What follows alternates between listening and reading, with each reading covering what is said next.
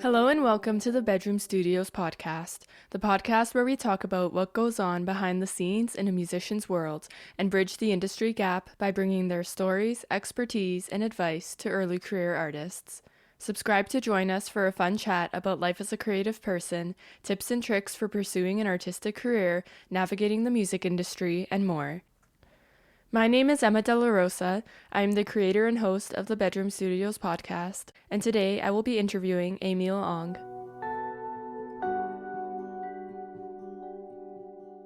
Amiel Ang is a multi-instrumentalist and interdisciplinary artist based in Toronto, Ontario. He is currently completing a Bachelor's of Music in Percussion Performance at the University of Toronto Faculty of Music and is the recipient of the Avedis Zildjian Percussion Scholarship for 2024 to 2025. Amiel has been heard in acclaimed concert halls and has been successful in numerous Canadian solo competitions, resulting in solo concerto performances. An active drumkit player, Amiel has performed in the pits of numerous musical theatre productions, both on and off the University of Toronto campus. In 2020, Amiel co-founded the independent multimedia production company March Break Forever. In April 2022, he composed and produced the score for original short film GOOSE SPIT, directed by Nick Kastanis, which premiered in the Landmark Cinemas of Whitby, Ontario. I hope you enjoyed this episode of the Bedroom Studios podcast.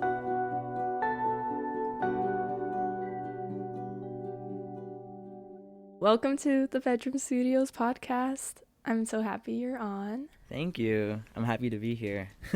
Yeah, it's good to see you again. It's been a while, but at the same time, we've seen each other at different things. Yeah, totally. Yeah. To start off our conversation, I'd love for you to introduce yourself, give a little overview of who you are, what you do. Sure. Yeah. Well, I'm Amiel. I'm currently a percussionist at U of T in my 4th year right now, but I do like to mess around with other styles of music and perform in very different disciplines like rock music and like self-produced music as well. But I'm currently in the classical stream in performance, and I'm really loving everything I'm doing there. Like, I really love contemporary music, I really love orchestral music, and that's kind of the lane I sit in right now, I guess. It's a difficult task to describe myself, especially mostly because I'm like finishing up my undergrad, I guess. And yeah, it's hard to tell still what I am or where my artistic values kind of want to focus and lock in on, but I'm just kind of a musician that loves everything, and I'm open to all styles and all kind of disciplines of music and art making and collaborating of all sorts. Yeah. Very cool. Do you find that you had a clearer idea of what you wanted to do entering your undergrad versus coming out of it, or the opposite? Oh, totally. Yeah. Well, I entered in 2021, which is like the first year coming back from COVID. But I came in as a music education major, actually. Yeah, I really wanted to be a high school music teacher because I really loved my music teachers from where I'm from, and I was like, this is the peak of living, you know. Aww. Like like this must be the best job ever. Like, you're around music and then you're showing more people how to do music. Like, that's like infinite like dopamine and satisfaction, you know, like stuff like that, right? But so I entered in music ed, and I had no intentions of performing. I really liked playing music, but I didn't really know what a career as a performer really meant, especially because I didn't have much classical music background. I didn't know what a music scene was in terms of like gigging and all that, right? So I didn't even think it was a thing that could happen either. I was like, the area where I'm from Pickering. There's not a lot of like community ensembles, at least when I was in high school. And if there were, it was really not well communicated in my area and the community scene as well. So it was, to my knowledge, there was like no music happening around me, which is like, as I learn more and more in my studies, that there's like so much, like Rouge River Winds is like just right there from where I am. But I've never heard all of them, but also like my level of playing at the time was also not very high. I don't think I would have been able to handle stuff like that, or even like Taiwo concert wins, stuff like that.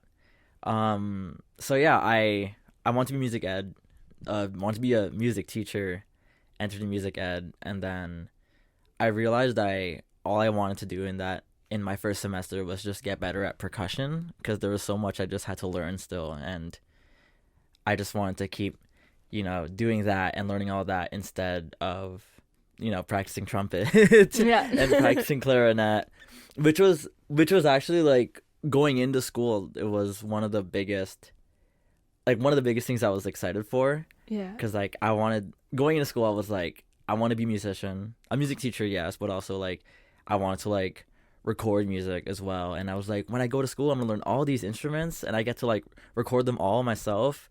But I'm realizing by the end of it, like I didn't get good enough at any of them. I don't think a lot of people do get good enough at any of them to play at a level where they can really like record or perform on those instruments.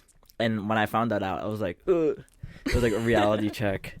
But I haven't lost that kind of spirit of wanting to be a bit more creative with music, and that still aligns with my values now. And I thought at the time music education was the best gateway into it, but then I wanted to switch into performance. It was like an impulse decision a little bit at the time, because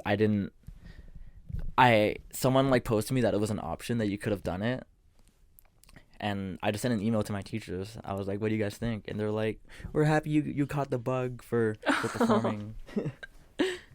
But yeah, no, definitely different. Yeah, I feel like in undergrad, a lot of times I guess the hope is that it helps you realize what you're really, really passionate about within your discipline. Yeah, totally. And it definitely helped me narrow it down, or at least get a more kind of direct focus on it. But I feel like I haven't really answered it yet, and I feel like I don't even see myself having an answer for it in a while, just because I want to be so multifaceted and so experienced in different avenues that I don't think I'd be happy just doing one thing, if that makes sense. I'm the same way.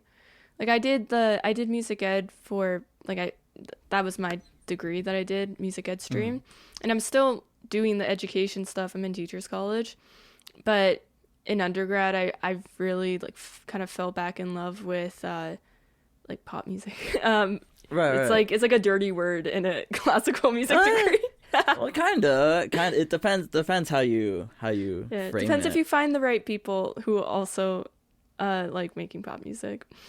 But yeah, I got really into like the technology and singing again, which I kind of fell out of because of low self-esteem. So right. That was kind of my like realization of like, oh, I really want to, in addition to the teaching and everything, I also like performing. Yeah. Right. You were talking about being multifaceted. Do you believe that it's important to be versatile and multifaceted as a musician? And if so, how does that play out in your own artistic practice? Well, definitely. I think it's incredibly important to be multifaceted. And it's like, it even goes down to the taste of music as well, of just being open to new sounds as a consumer, and it will come out as a player, even if you want to just win an orchestral job, like you're like a bassoon player, right? Not a lot of like avenue to be versatile, right? But if they do like open their ears a lot more and like have a passion for music overall instead of like a one lane kind of thing, that does kind of come out in their playing as well, in like in a classical sense.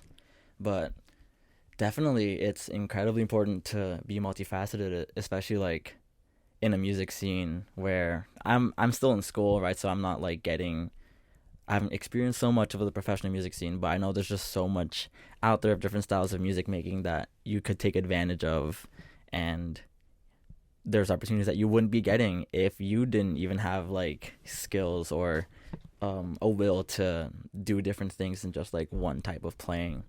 And I think this applies so accurately as a as a percussionist, because we have so many different disciplines in just our own little small bubble of percussion. Like there's Latin percussion and playing drum kit to like rock stuff, and like playing jazz drum kit or jazz vibraphone, or playing contemporary music or playing an orchestra. It's endless, and so many different disciplines. And there's percussionists out there where like an email will get sent out and be like, here's a gig, but it's like you need to play drum kit, and a lot of percussionists don't have drum kit background, right? And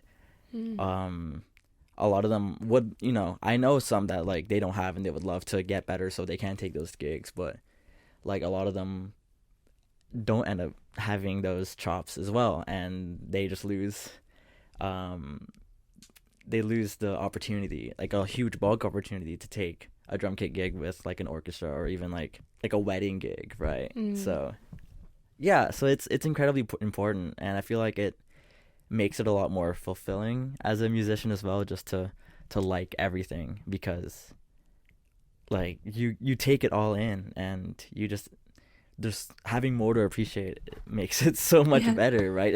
It's not like rocket science to be like, the more you like stuff, the happier you'll be, or the more you'll get out of it, So yeah, that's how I feel, and that's the way I hope I've been carrying myself since my time here. Yeah. So the next question I'm gonna ask, it's like very simple. It's kind of like the age-old question of how do you get good, but I enjoy asking people this question because, like, obviously you need to practice. That's how you get good. But I think having people describe their own individual routines and approaches is really great, because then, if you're kind of lost, then you can use it as a model. So can you take us through, I guess, how you approach practicing? What's your process in just generally improving at your instrument? Right. Well, that's a hard question.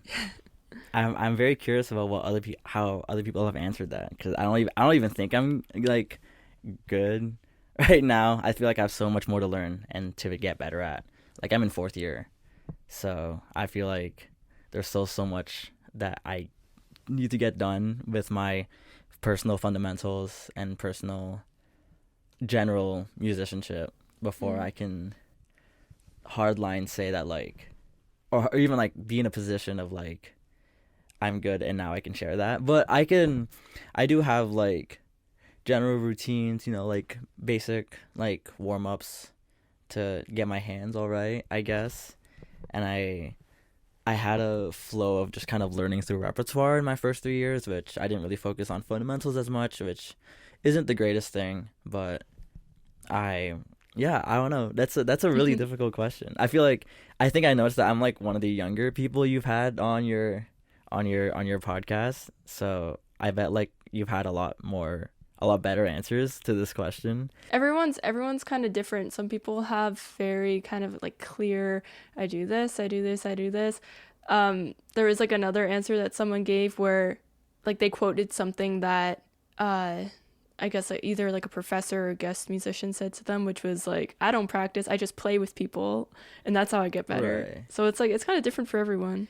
Interesting. Yeah, well, I feel like I don't have like a technical answer of like perfect blocks and clear structures of how I am at a place in 4th year where I can play and I can take a gig and play well, or do school concerts and play well, or play well in lessons.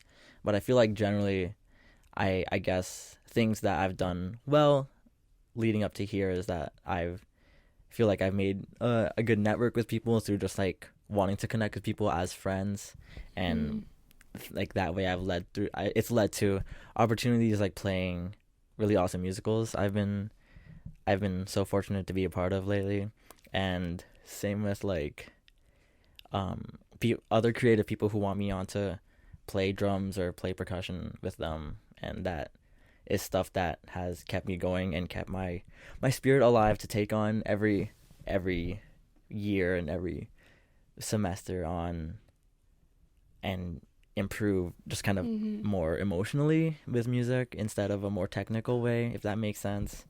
And I guess also just generally like sitting down with my music and connecting with it and knowing why, like, knowing how to make it my own instead of just like playing a page, I feel like is like a little building block into getting better is such a weird phrase. I guess like improving is maybe a little better synonym I could use for it for myself, just because getting good is a weird thing for me, because I feel like I'm still like a student. Of course, like I'm a, as students we are young professionals, but yeah, I feel like I'm not in a place with my security and confidence to say I'm good, like it's just it's so interesting. I feel like that's the same for a lot of people. Like I could say to someone, like, I sing, but if someone were to ask me, am I good at singing? I'd be like, hell no. But I do it, so I don't know what that's supposed to mean. Right. Yeah. I think most musicians don't define themselves as being good at what they do, which is interesting, because like when you were doing the concerto competition with Rouge River Winds, I was sitting in the flute section, right, and you were basically right beside me playing. I was the vibes, and I kept on getting distracted and not playing what I was supposed to play because I was listening to what you were doing. I'm just like, wow, this is amazing. Yeah. Oh, thank you. That's so sweet. Yeah, so I apologize for that. Oh, I didn't notice. It's okay. I was too locked in and focused on that. Yeah. Can you tell us more about performances you've done? Like, was there a favorite that you've done so far? Yeah, I'll talk about, I guess I'll talk about some of my favorite ones in recent times, and then favorite ones like throughout my degree in a greater spectrum. I guess recently you just caught me at Shreya Jaw's The Last Piece at Hart House. That was really awesome to be a part of, a concert style musical that Shreya wrote and composed the music for. That's like, she's so insane for doing that. And that was just like a beautiful piece to be able to be a part of the the crew and the band and the cast putting it all together. And I don't know, that was such a great experience, and I really loved that show. So that was definitely a highlight. Definitely very fortunate to have the last couple of concerto performances I've had. So I did the concerto with Rouge River Winds with Pratik, which was awesome. Like, that ensemble was such a pleasure to play with as well, because I felt this after every rehearsal I played with you guys, that like the vibe was like everyone wants to be there so badly, and like everyone knows that it's just like they're all there for fun, and they all put like the work into playing, but it's also not stressful or a bad vibe. Where like it feels, like how rehearsals get like rehearsal vibes can be kind of stressful. Yeah, Pratik is so great at sort of instilling, like the motivation and like care for the music without it being stressful. It's like, it's more encouraging. Right. But yeah, that was awesome. And then earlier that month, that was October, right? So earlier that month, I played a couple movements of a concerto for marimba with the Burlington Symphony Orchestra, which was another great opportunity I was able to have, which was really stressful when I found out, like, I think I got picked up for Rouge River around like July or like August, like July, maybe June, like around that area of the summer. And the critique was like, how about October 26th or something? And I was like, oh, I have like, I had like the Burlington concerto performance like earlier that month, but I was like, okay, I said I was going to do it. So that was like, October was like a crazy month of like, I have to do these things. But that experience was really great because I got to play with strings, like solo with strings, and the conductor, Dennis Mastromonaco, was also really great. And the vibe was so nice. And Joel Krieger also played a concerto with the orchestra in the same concert, so we got to hang out a bunch. And yeah, those are in recent memory. And I guess, yeah, of this current school year, those are performances I really loved and really great. Like outside of school performance I was able to have. But of all time, like, definitely some of my highlights are like doing a bunch of musicals, like getting in like the indie musical theater scene, like playing Playing Falsettos, produced by Bowtie Productions. That was music directed by Ethan Rottenberg, and that was so much fun to play that book for, just because it was such a beautiful show with such like fulfilling music, with good like percussion writing, but also like the music was like super like touching, and it was really great to be a part of. And trying to think what else. I was in the Toronto Symphony Youth Orchestra for 2 years, from 2022 to 2024, and those years were really great as well. And like the colleagues I was able to work with became such great friends that, like, I'm not in it this year because I didn't audition, because fourth year was like such an insanely busy year. But I owe so much to that orchestra to like making me such a better musician and better person. And the people I've met there, I would like see them, because a lot of people also didn't do it again. I would see them around. I'm like, don't you miss it? Don't you miss TSYO?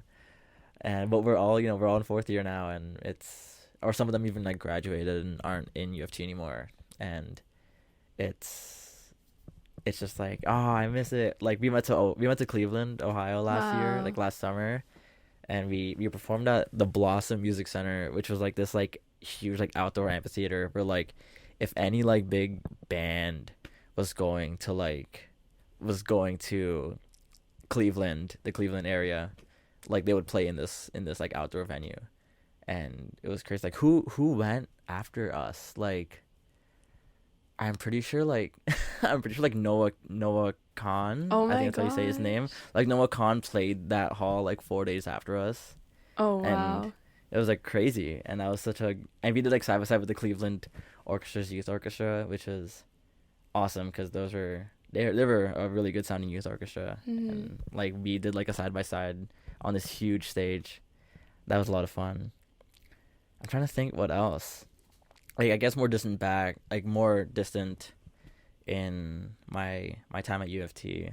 Definitely performing with the U of T Percussion Ensemble is such a great experience. I'm still in the percussion ensemble now, and we still have two more. We just finished the concert yesterday, and our concerts last year and the year before had such great programming, and everyone in the percussion ensemble is such a great player and great musician and such a great friend. Like they're like my favorite people to be around at school, like every day for sure, because we're always like around each other moving gear or like practicing, and we have the same rooms all the time, so we would always run into someone. Like I can rely on like seeing someone every day, and it's like one of them, and it's really great. Like they're like a family to me. But yeah, that's about it. Like there's like countless, like so many great opportunities I've been able to be a part of outside of school, in school. But those are some of my favorite ones, I guess, and especially a lot of them are more recent ones. Yeah. Nice. Were there any times where things didn't go as planned during a gig or a performance? How do you navigate it when things don't go as planned? Oh, well, yeah, I've definitely, like, I don't think I've ever played a perfect show. I guess the closest to like a perfect show I've played was like a free improv show, which is awesome for some of my favorite shows I've done. Like a free improv, I'd play like a free improv vibraphone with this ensemble at U of T, and also a quartet that I have. But besides that, like I've never done a perfect show, and I would like either chip a note on like marimba or something, or be a little behind the conductor, or just like be lost, and things like that happen. But I guess the biggest coping mechanism I have to that is like is just like, oh, c'est la vie, just keep going, right? Like that's the only thing you could ever do, because like the note was already hit, or the note was already missed, and it's fine. Like of course, like, things can, all the performing opportunities we have, both in school and outside school, are to prepare us for larger, more professional opportunities where stuff like that can't fly. I haven't gotten in that scene yet, because I'm still in school and stuff, but it's preparing us to like be as ready as we can, and if a mistake happens, it's like making sure it's a generally honest mistake instead of like fundamentally unprepared for a part, right? But yeah, I remember I've done a couple of shows where I have not had great sleep the night before, and you know, there was a risk of not playing well, or even I did not play well, and the answer to that isn't just like a hard like get good sleep, because that's like, yeah, duh, I should have gotten good sleep. But I feel like familiarity with your music and with the part that you have is very crucial and very essential to making sure things like that don't happen. But I think that, yeah, that's kind of like the question you asked, right? It's answering it. All right. Yeah, so like mistakes happen, and I feel like the more you dwell on a mistake after it happens, the more mistakes could happen, you know? Yeah. Like, just like trust the work you put into the part, you know, because that's all you can do in the time of the performance. And I say all this, you know, and like sometimes like I have all these affirming words for myself when a performance isn't happening. Then when a performance is about to happen, they all like leave my head, and I'm like super anxious. So it's like, you know, I'm not a perfect example of like, I think all this and nothing goes wrong. Like everything's still like, I had a concert yesterday where I was like, oh boy, okay, like we are doing this, and things might go wrong. And I didn't, like, I've never played a perfect show, right? So like there were like little oopsies, but like think about the greater picture, that like one mistake doesn't ruin the piece, you know. The larger product is like how it went, right? And how making sure the pieces all got together, you know. Like mistakes, like little mistakes are fine, right? And for me, I just make sure to avoid the mistakes where I just stop and I don't know where I am, because that's where like I can't come back. Like that's like a place I had to make sure I was in before playing like the Rouge River Concerto, where I was like, if I stop somewhere and I don't know where I am, there's no way I can get back up, right? So like chip a note, like I've chipped a bunch of wrong notes in that concert, which is fine, you know, because it's all about the greater performance, not like that one time I hit an F sharp instead of a G sharp, right? So stuff like that keeps me all right. Yeah. No, I like the mentality about like kind of thinking about the performance as a whole. A lot of times when people are talking about this, like how to kind of bounce back from a mistake, they'll say, and I've said this to students as well, they'll say like, oh, the audience doesn't know what it's supposed to sound like. Right. But like, and that can be encouraging, but at the same time, it's like, it's not as encouraging as you'd like it to be, because yeah, sure, the audience doesn't know what it's supposed to sound like, but I know what it's supposed to sound like, and I didn't play it right. Yeah, you have to twist the perspective, right? Because it's too reductive to just be like, the audience doesn't know, who cares? And I'm like, well, it matters to me, right? And also, like, we do this for ourselves, but also for an audience, right? And we want to know in our soul that we did a fine, like we're content with what we did, right? Yeah. And yeah, just reshaping it from who cares, they don't know, to like not being so hard on yourself, and just kind of like being content with yourself. And of course, like having your standards and being honest when something isn't good, you know, and being honest that, you know, something needed to be fixed or you didn't do a great job. But like knowing that like it is fine, you know, and yeah, you know, just like that you're content enough with it, right? Yeah. Yeah, I don't know. It's interesting. It's such a like dense topic to get into about that. Yeah. It's like denser than it seems, because it's just like, oh, bad performance, or bad performance, I feel terrible, right? It's like it's more than just that, you know. But yeah. Yeah, I was talking to someone I think earlier this week about how when I'm doing a performance just on my own, I'm usually so much harder on myself than when I'm playing or like doing a performance with a group.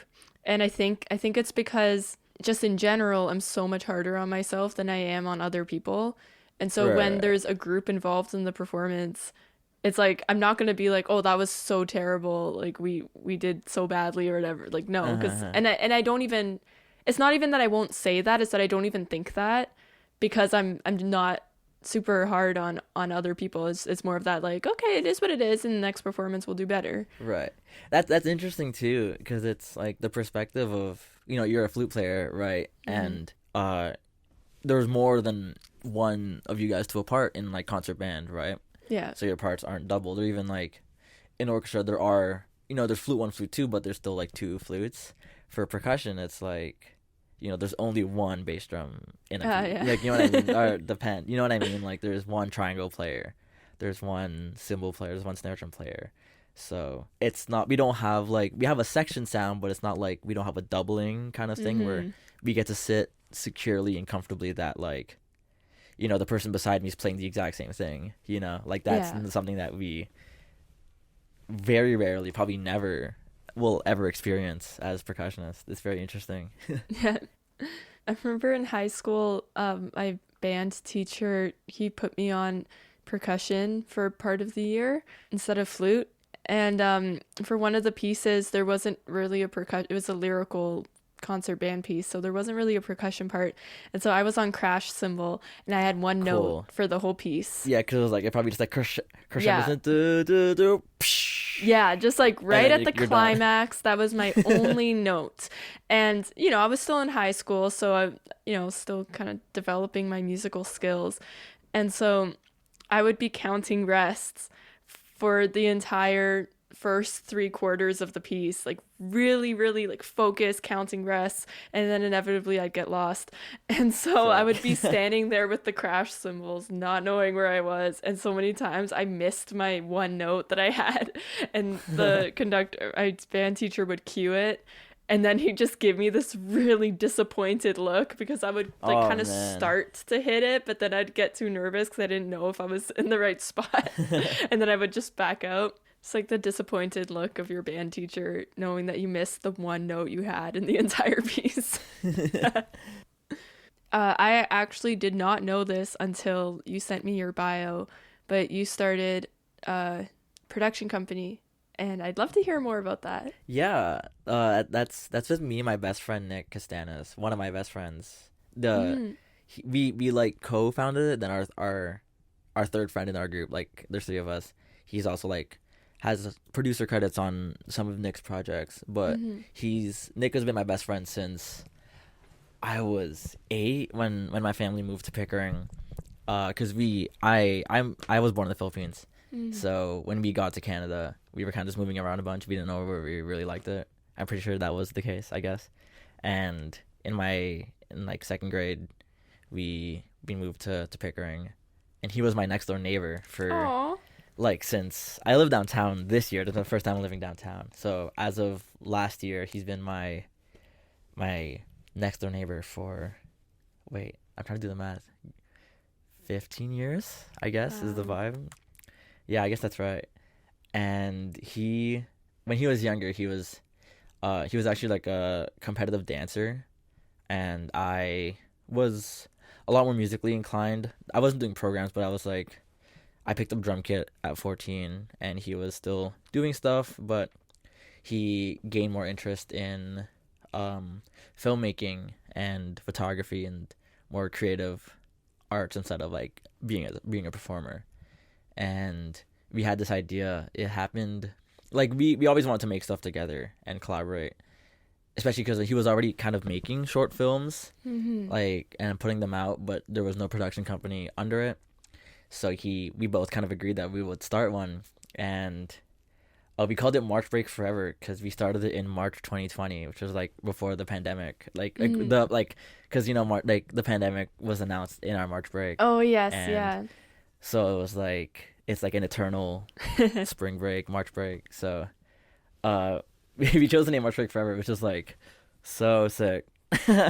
And we the first major project, I guess, that came out of it was his short film that was premiered in Whitby.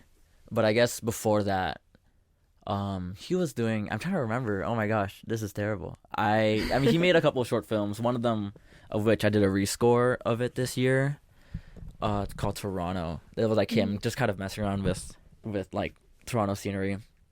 But I did music for another friend of ours named Dylan, and he had like a clothing brand, as a clothing line drop, collection drop that happened, and he wanted to use music I produced for it because I was doing a lot more music production in high school because I wasn't playing marimba or playing an orchestra at all. Like I played guitar and piano and drums, and like none of my friends played music. They were I had good friends, and Nick was one of my more creative friends, Nick and our friend Jagger, but no one like played music, so I kind of like was a one man band in all throughout high school. But yeah, so that kind of got us into like the scene. There was like a scene of like artists and creative people in the Pickering area and Ajax area that we were kind of part of. We were like younger people in the scene, but people like knew about us. And then when Nick's film was premiered at that film festival in Whitby, like a lot of them like pulled through, and it was like definitely the best film that was on that on that list. That's I'm so not great.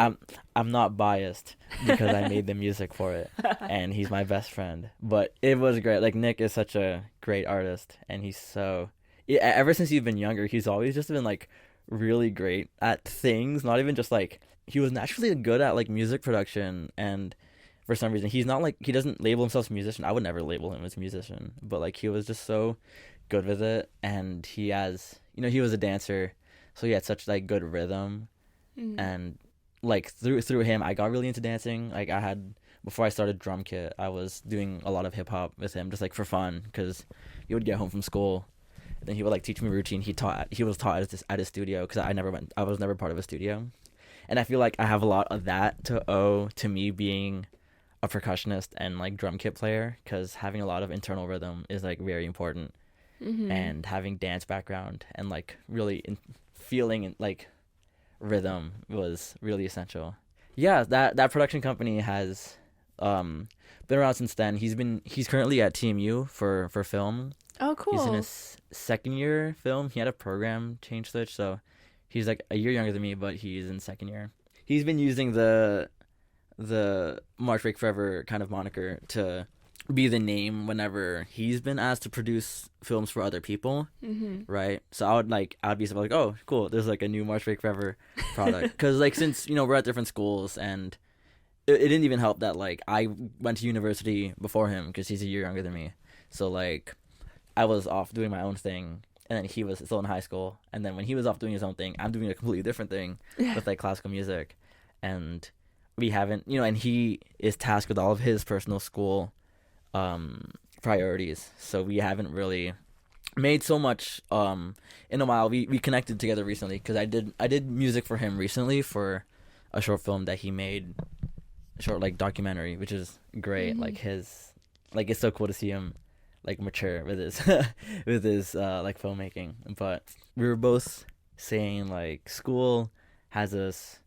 doing so much of these tasks, but in the long haul this will be so beneficial to our network and our skill and our technique as creatives and musicians and artists, and we will we'll connect soon. So we still have projects in like cooking and in the back of our minds. And yeah, the production company is something that I'm very proud of. It's something I don't talk about much at school because it's not incredibly relevant to stuff that happens at school to me, and not a lot of people ask about it.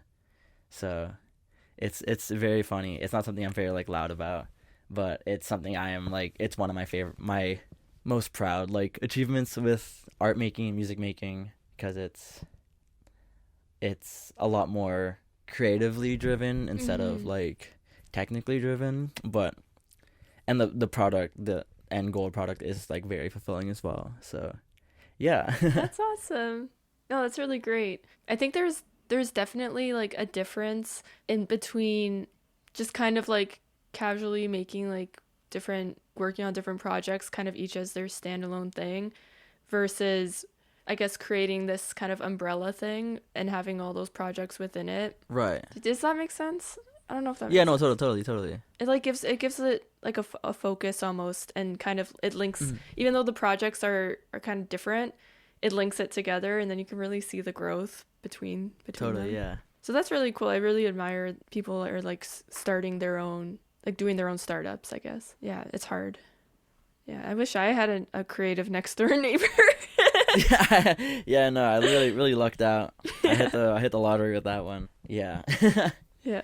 I guess my brothers are creative. Now they do their own projects though, so they're too busy. Do you find that your experience as a performer influences the way you approach composition? I'm not sure. Well, that's an interesting question to be asked to be asked me right now, because that's actually something I was thinking about a bit recently, because I haven't really been practicing my composition chops or my songwriting chops when since my undergrad.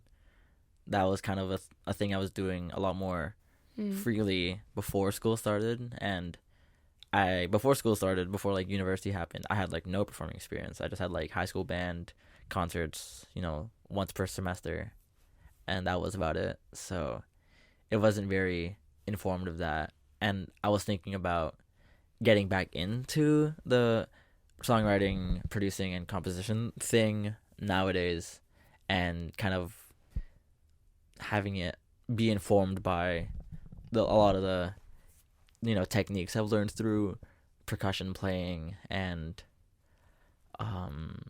improvising. I guess is actually one thing that is a big factor of that as well. Learning how to improvise and play with people is something that is kind of feeding the new motivation of wanting to create again. But yeah, I feel like there is a lot that to be learned from a lot of my performing experience. I just don't know yet, because I haven't locked into composing or creating again in a while. Yeah, it's hard when you're when you do so many things. I find for myself, there's times where I'm really focusing on one aspect of what I do artistically, and then the other things kind of go to the wayside. And then when I go back and focus on them, then the thing I was just working on, it's not really in the front of my mind. Right. Yeah. So it's hard to balance sometimes. So I'm gonna ask the last couple of questions that I ask everybody. So what resource or piece of advice would you give to your younger self when you were beginning your journey? Oh, and my younger self. I guess this is I guess stop caring. You stop caring about what people think, man. Yeah, I was so self-conscious as around middle school age, grade 7 and 8, when I was learning drum kit for the first time. And I guess I was kind of mildly in an environment where I was with musicians who were better at their instrument but did not know how to nurture a growing and starting musician. So I think through there I developed this insecurity of everyone's watching me and judging me, and it's something I wish I knew back then, of no one cares, stop, or even if they do care, who cares, it does not matter, they do not matter, it does not matter. It's what matters is what you do. And if I could go back, I would definitely just be I wish I had that in my head. So that's something I would definitely tell myself back then. And I feel that even stuff like that now is something that kind of perpetuates in music school nowadays. And it's a lot more of a blurred line that way, because we, as classical musicians and as performers, we are perceived, there is judgment to be had. And sometimes if you want to get better, you can't just kind of live who cares, I'm not listening, because we need to hear feedback, we need to take feedback.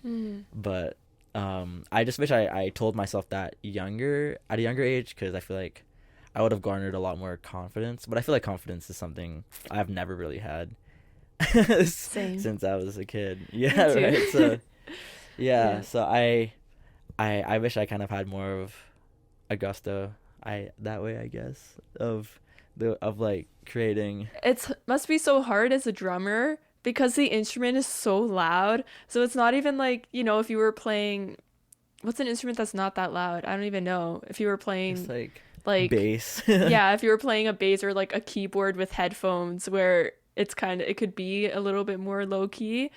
It's no, if you're practicing drums, everyone's gonna hear you practice the drums. Yeah, that's something. Yeah, I could not practice with someone in the next room, in my first couple years in school. But I guess with drum kit nowadays, actually, I can hide. I learned how to kind of play in a way where I can hide my kind of imperfections as a drummer. But yeah, that's really funny because back then I was like, I'm gonna hit this, and it will sound bad, right? So it's really funny. Like learning stage of instruments and music is always so difficult, and I couldn't even imagine it as like a woodwind or brass player, or even a string player, because you throw a tennis ball at a marimba bar and it will at least like make a sound, right? You know what I mean? Like, and not to say that percussion's easy, that's the most reductive thing to say, like, you guys just hit stuff, it's something we say funny, but like when we receive that from people who aren't percussionists, we're like, okay, hold on, you're right. But yeah, I can't even imagine it, of like how not fun it is to not be able to play your instrument when you want to, you know what I mean? Like when you're in that learning stage. And I was at the learning stage with percussion as well, and it was not like drum kit was not fun for a long time until it became fun. Yeah. So it's interesting. Yeah, I remember at some point last year, because I had a half-hour break during when I was teaching private lessons. Okay. So I would have at that time I had a half-hour break in the middle of the day. And so I wanted to learn how to play the drums. And so during that break, I would go into one of the drum rooms and practice. And one time I injured my neck because my head was because I have a lot of neck and shoulder issues. I'm not blaming it on the drums, but I was tilting my neck kind of to the side as I was playing. And I was like really tense because I was trying to do like a specific rhythm from this book I had, and then after 20 minutes of that I moved my neck and I'm like, ow, I can't move my neck now. Totally. Yeah, I don't think I went back after that. Like, this is too hard. Not the drum kit scoliosis. I've never heard of that. I really admire drummers and percussionists, because like I'm trying to do more music production now and like, produce my own stuff. And that's the thing that's like the hardest for me, is building up a drum beat or like a drum groove. Interesting. Yeah, it's funny from a drummer's perspective, because we can come up with a beat so easy that we get insecure if it's too simple. Like when I'm making something, like I'll have a cool like chord progression and I'm like happy with it. Now it's my time it's time to put a beat over it, and I don't want to just make it like I feel dumb like making it too simple, because like I'm a drummer, I should know how to make this more interesting, but not like obnoxious. But like I just like am in a constant loop of that, so it's really funny. It's like an opposite problem that we have.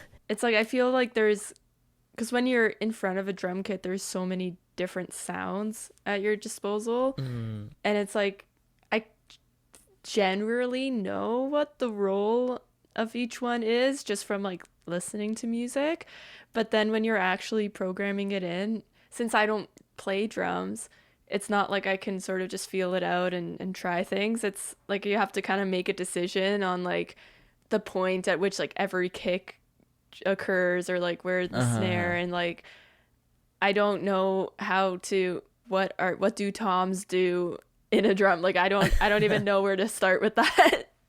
Right. Yeah. So I just do my best to make my demo, and then I get my friend to record drums, to do the live drums, and then call it a day. Yeah. But anyways, so this is the last question, and cool. It is, what is your music recommendation? Oh yeah, I remember sending that to you. Yes. My music recommendation. Yeah, I sent you Mio Min Mio by Weather Day. It is this song. Weather Day is this like project I've been listening to since I was in grade 11, I think. It came out in 2019. Like this album called Come In came out in 2019. I believe the artist is based in like Switzerland or Sweden or something. They're kind of elusive and don't have a lot of like a personality. So I'm not really sure what like they are, like who, like they don't have a lot of that like identity. Yeah. In my like as a like musician, like we know these other artists very well, but there's a lot more of an elusive music project. Mm-hmm. But it's this like style of like lo-fi and even kind of like noise pop, noise rock, kind of emo tinged song. I think it's Ooh, I think cool. it's really great. I'm a huge fan of music that sounds like this. If this will be linked in the Mhm. video. This album and this song specifically is like I think my favorite song of the album maybe. But this album kind of comes back in rotation like every like November. I think it's just like the dogs of like the semester and this season Yeah. gets me wanting to listen to this album again. But it's really great. It has like two little phases. There's like a little interlude, so I guess it's like two phases in the song. It's like a little beautiful interlude and very kind of heartbreaking and very honest songwriting, which I really love in music. It's funny, like there's drums in the song, but I find that most of my favorite music doesn't have like the craziest drum groove or anything, or like a lot of drums. Like, you're a drummer, right? Wouldn't you like that? And I'm like, I guess, yeah, it's cool. But like the music I connect to the most is the aspects outside of the rhythm and the drums and all that. Yeah. Like my favorite like classical music or my favorite movements within classical music has like no percussion in it, right? Mm. And like in like orchestral music, so yeah. But I love this song a lot. It gets me through Novembers a lot. And I literally like remember the first time I heard it. Like I can like pinpoint. I was like on the subway. I was on line 3 when it was a thing. Oh, Are you wow. from around the GTA? Like, I'm from Richmond Hill. Okay. Yeah. Well, yeah, you would know line 3 like in Scarborough. Yeah, I was like heading home from something in like grade 11.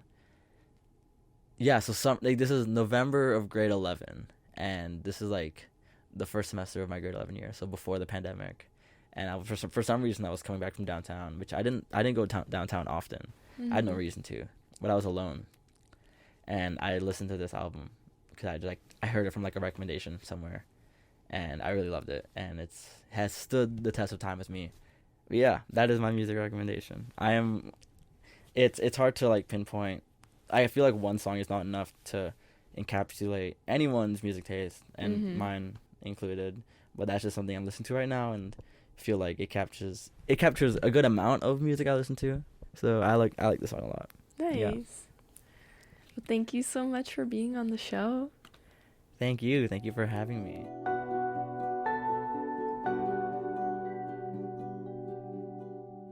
Thank you so much for listening to this episode of the Bedroom Studios podcast. Don't forget to add this podcast to your playlists and follow us on Instagram, YouTube, and Spotify at Bedroom Studios Podcast. You can also follow Amiel on social media and check out his music. All links can be found in the episode description. Thanks again for listening, and we'll see you in the next episode.